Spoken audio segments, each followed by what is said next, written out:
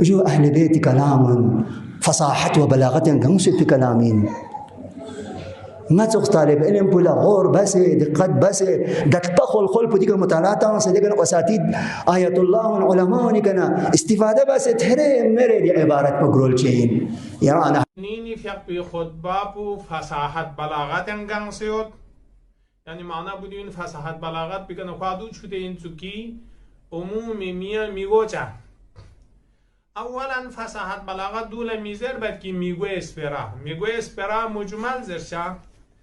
فصاحت بلاغت دو این انسان از قواعد حسابی که زحمت بانا قابل فهم یود پی کلام پو نی حضرت از خطبت منمیونی که حجت تمام چچین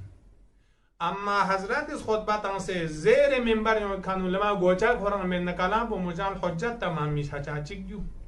نیست رسیدی شخص پس آیون پس خورز روایات آیات زیر دون فصاحت بلاغت میتنی دون گوید چوتت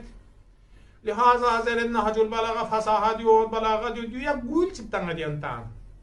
دول استار گوشین زحمت استار لطمر گوشین 35 سال دی آیونون حوزه علمیه نودوک سیود 35 سال ریاب نهج البلاغه پرانچک میچود به استار گوزنشین بهتری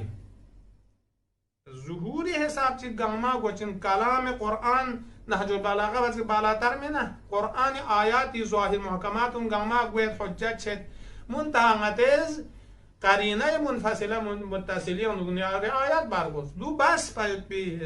بعد الفحص عن المخصص والمقيد حجت